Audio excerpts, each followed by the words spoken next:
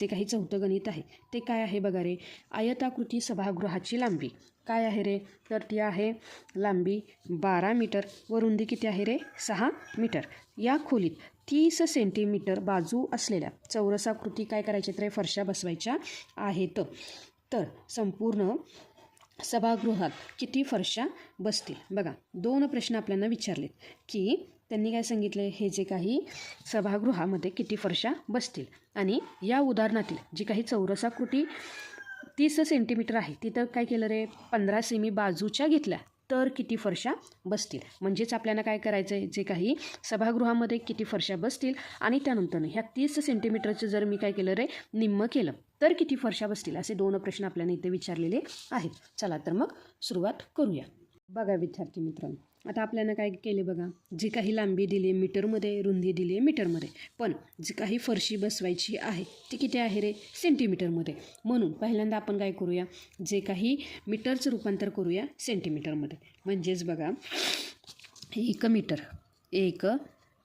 Metre बरोबर काय असतं रे, 100 सेंटीमीटर. काय असतं, 100 सेंटीमीटर. म्हणजेच जी काही आता बघा सभागृहाचे क्षेत्रफळ काढण्यासाठी मी काय करते बघा, सभागृहाचे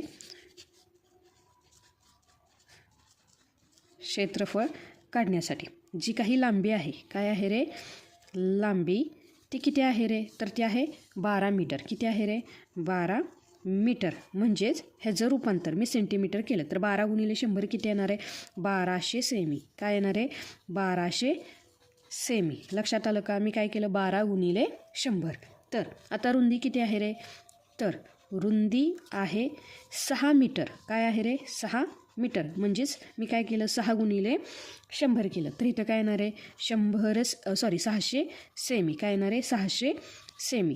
तर सभागृहाचे क्षेत्रफळ काय येणार आहे, लांबी गुणिले रुंदी. म्हणून क्षेत्रफळ बरोबर बघा, क्षेत्रफळ बरोबर काय येणार आहे, लांबी किती आहे रे, 1200 गुणिले रुंदी किती आहे रे, 600. म्हणजेच काय येणार आहे, 12 सक 72. काय लय, 12 सक 72 आणि वरचं हे किती रे, 4 शून्य म्हणजे 1 2 3 4. तर काय येणार आहे बघा, हे जे काही क्षेत्रफळ आहे ते किती येणार आहे, 7,20,000 चौरस सेमी. काय येणार आहे, चौरस सेमी. आता मी काय केलं, मीटरचं रूपांतर हे केलं आहे सेमीमध्ये. कशामध्ये केलं आहे, सेमीमध्ये. म्हणून इथं काय येणार आहे, चौरस सेंटीमीटर. आता बघा त्यांनी काय सांगितलं, हे जे काही 30 सेंटीमीटर हे काय आहे रे, फरशीची बाजू. काय आहे बघा, इथं मी लिहिलं फरशीची बाजू.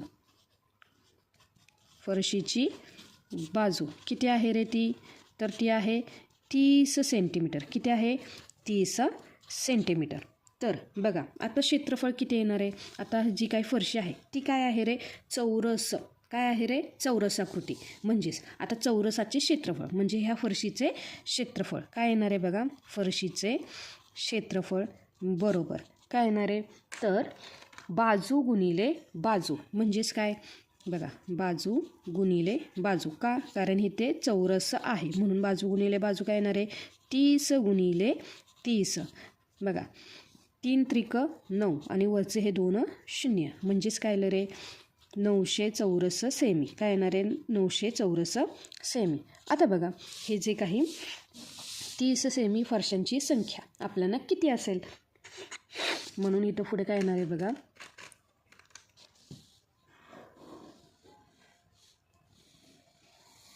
बघा आता जी काही 30 सेमी फरशांची संख्या,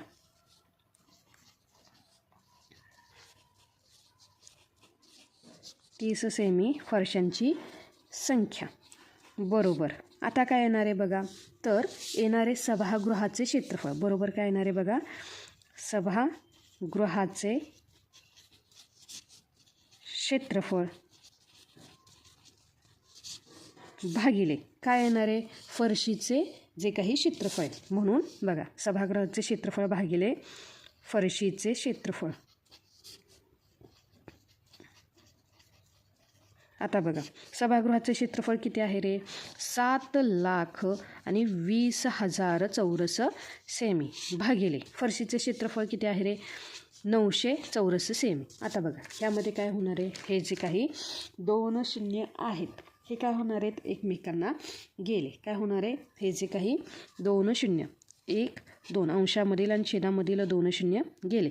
तर काय होणार आहे बघा, 9 एक्के 9, 9 8 72, 9 8 72, वरचे हे 2 शून्य म्हणजेच 30 सेमी फरशांची संख्या किती येणार आहे, तर 800. काय येणार आहे, 800. म्हणजे आपल्याला जे काही खोलीत बसवायची जी काही फरशी आहे त्यांची संख्या किती आहे रे, 800. लक्षात आलं का. म्हणजेच इथं काय येणार आहे बघा, 30 सेमी बाजू असलेल्या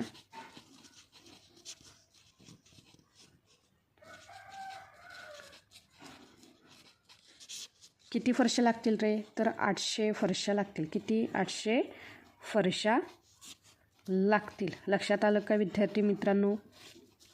त्यानंतर हा झाला प्रश्न पहिला, की काय आहे की 30 सेंटीमीटर असलेल्या किती फरशा बसतील, तर 800. आता काय केलं, हे जे काही 30 सेमी आहे त्याचं जे काही निम्मी बाजू घेतली. किती घेतली रे, 15 सेंटीमीटर. म्हणजेच आता बघा, जर मी फरशीची बाजू निम्मी केली तर इथे काय होणार आहे, तर इथे होईल बघा, जर इथं फरशीची बाजू 30 होती तर मी इथं काय काय घेतलं रे, तर इथं घेतलं मी बघा जे काही दुसरं फरशीची बाजू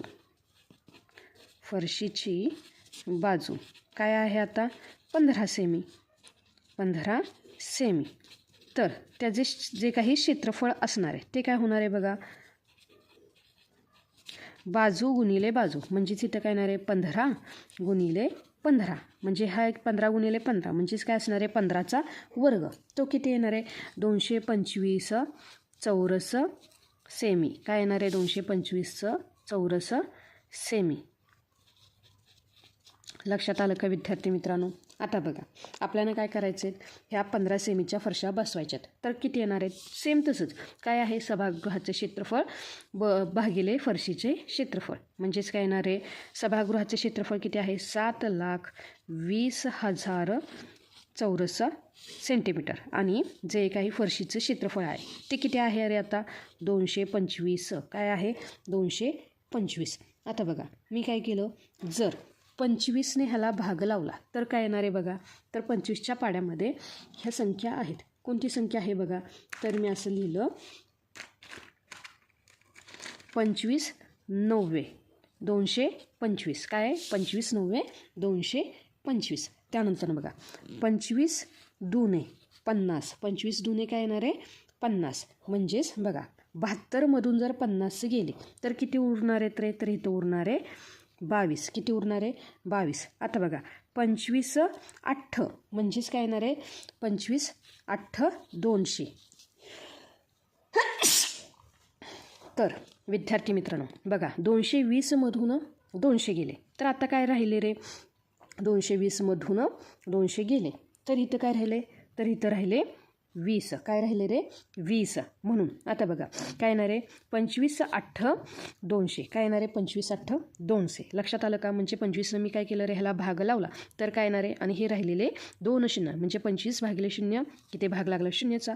25 भागिले 0 इथं लागला भाग 0चा. म्हणजेच हे जे काही उत्तर आहे ते किती आहे रे, बघा हे उत्तर आलं 28,800 भागिले 9. काय आलं, भागिले 9. आता मी काय केलं, 9ने ह्या संख्येला भाग जातो म्हणून पुन्हा काय केलं, 9ने ह्या संख्येला भागलं तर काय येणार आहे बघा, 9 एक्के 9. त्यानंतर 9 त्रिक 27. काय आले, 9 त्रिक 27. 28मधून 27 गेला, उरला 1. त्यानंतर 9 2 18 आणि वरचे हे 2 शून्य म्हणजेच काय आलं रे, 3200. काय आलं, 3200. म्हणजेच जे काही फरशीची बाजू मी किती घेतली रे, 15 सेमी घेतली. तर आपल्याला किती फरशा लागतील, तर 3200 फरशा लागतील. किती फरशा लागतील, 3200 फरशा लागतील. म्हणजेच काय केलं रे, मी जेव्हा 30 सेंटीमीटरची बाजू ही 15 सेमी केली, म्हणजेच काय केलं, मी निम्मी केली. तर इथे काय आहे, 800च्या 4 पट. 8 एक्के 8, 8 दुने 16, 8 त्रिक 24 आणि 8 चोक 32. म्हणजेच किती रे, 4 पटीने काय झालं रे, फरशांची संख्या वाढली. लक्षात आलं का. म्हणजेच इथं काय होणार आहे बघा, बाजू निम्मी केली, बाजू निम्मी केली की फरशा 4 पटीने वाढतात, 4 पटीने वाढतात. लक्षात आलं का विद्यार्थी मित्रांनो? उदाहरण खूप मोठं दिसतंय किंवा त्याचं उत्तर खूप मोठं आहे, त्यामुळे खूप अवघड आहे असं काही नाही आहे. पहिल्यांदा जे काही मीटरचं रूपांतर सेमीमध्ये केलं तर आपण काय केलं रे, सभागृहाचं क्षेत्रफळ, फरशीचं क्षेत्रफळ काढलं. त्यानंतरनं काय केलं, जी काही फरशींची संख्या काढण्यासाठी सभागृहाचे क्षेत्रफळ भागिले फरशींचे क्षेत्रफळ काढले आणि काय केलं रे, भागाकार केला. तुम्हाला हा भागाकार इथे मी करून दाखवलेला आहे, तुम्ही एकदा त्याचा सराव करा. तसंच जसं 30 सेमी फरशांची संख्या काढली तशीच आपण काय केली रे, 15 सेमी फरशांची संख्या काढली. लक्षात आलं का विद्यार्थी मित्रांनो? बघा विद्यार्थी मित्रांनो, आता काय विचारलं बघा पुढील प्रश्न, शेजारील आकृती दाखवल्याप्रमाणे मापे असलेल्या बागेची परिमिती व क्षेत्रफळ काढा. बघा ही काय आहे रे, एक बाग आहे आणि ह्या बागेची आपल्याला काय करायची रे, परिमिती आणि क्षेत्रफळ काढायची. पहिल्यांदा आपल्याला काय माहिती आहे की ही जी काही बाजू आपल्याला दिलेली ती किती दिली रे, तर बघा ही जी काही बाजूची लांबी ही किती दिली आहे, 13 मीटर. तर विद्यार्थी मित्रांनो, ह्या उदाहरणामध्ये आपल्याला काय दिसून येते बघा रे, जर आपल्याला बाजू दिली 13 मीटर तर एकूण किती बाजू आहेत, तर बघा 1 2 ही 3 4 5 6 7 8 ही 9 10 11 आणि ही काय आहे रे, 12. म्हणजेच बागेला एकूण किती बाजू आहेत, तर बघा बागेला 12 बाजू आहेत. किती आहेत रे, 12 बाजू आहेत. तर विद्यार्थी मित्रांनो, आता बागेची परिमिती म्हणजेच काय येणार आहे बघा, इथे बागेची परिमिती, बागेची परिमिती बरोबर काय येणार आहे, बागेची परिमिती म्हणजेच काय, सर्व ज्या काही बाजू आहेत ह्या बाजूंच्या लांबींची बेरीज. काय येणार आहे, सर्व बाजूच्या लांबीची बेरीज. म्हणून सर्व बाजूंच्या लांबीची बेरीज.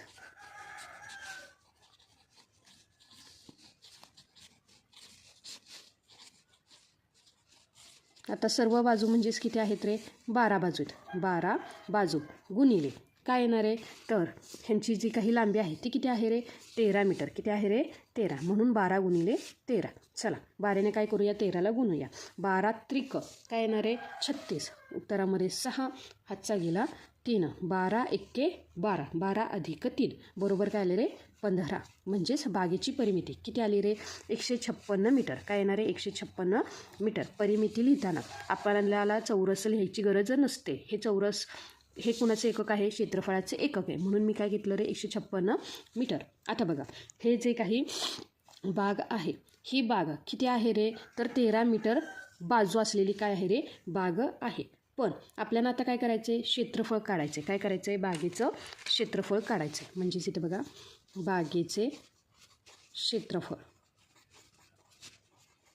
तर बघा आता हे जे काही बागेचं क्षेत्रफळ काढण्यासाठी आपल्याला ह्या बागेचे किती भाग होतात बघा रे, तर किती चौरस होतात बघा. मी हे असे भाग केले, काय केले बघा, मी असे भाग केले तर किती चौरस होतात, हा 1 हा 2 हा 3 हा 4 आणि हा 5. म्हणून इथे काय येणार आहे बघा, 5 गुणिले काय येणार आहे, 5. कारण चौरस किती झालेत रे, 5. म्हणून 5 गुणिले त्या चौरसाचे क्षेत्रफळ. म्हणजेच काय, 5 गुणिले त्या चौरसाचे क्षेत्रफळ. आता चौरसाचे क्षेत्रफळ काय असतं रे, तर असतं बाजूचा वर्ग. म्हणजेच इथं काय येणार आहे, 5 गुणिले काय येणार आहे, बाजूचा वर्ग. काय येणार आहे, बाजूचा वर्ग. चला आता बाजू किती आहे रे, 13. म्हणून 5 गुणिले बाजू काय आहे रे, 13. म्हणून 13चा वर्ग. आता बघा 5 गुणिले 13चा वर्ग काय आहे रे, 169. काय आहे, 169. म्हणून चला आता गुणाकार करूया. 5ने काय करूया, 169ला गुणूया. काय येणार आहे बघा, 9 5 45चे 5 हातचा गेला 4. त्यानंतर 6 पंचे 30, 30 अधिक 4 बरोबर 34चे 4 हातचा गेला 3. 5 एक्के 5 अधिक 3 म्हणजेच काय आलं रे, 5 अधिक 3 बरोबर 8. आता बागेचे क्षेत्रफळ किती आहे रे, चौरस मीटर. किती आहे, चौरस मीटर. लक्षात आलं का विद्यार्थी मित्रांनो? म्हणजेच बागेची जी परिमिती आहे ती किती आहे, 156 मीटर आणि बागेचे क्षेत्रफळ किती आहे रे, 845 चौरस मीटर. लक्षात आलं का विद्यार्थी मित्रांनो? तर विद्यार्थी मित्रांनो, जर तुम्हाला ह्या सराव संचामधील 4थं गणित हे खूप कठीण वाटत असेल तर त्या प्रश्नाचा सराव करा आणि सोपं वाटायला लागलं की मराठी लेक्चरवालीला नक्की आठवा. व्हिडिओ आवडला असेल तर नक्की शेअर करा. लक्षात ठेवा, गणिताची भीती पळवा, कारण मराठी लेक्चरवाली आहे सोबतीला. भेटूया पुढच्या लेक्चरमध्ये. तोपर्यंत धन्यवाद.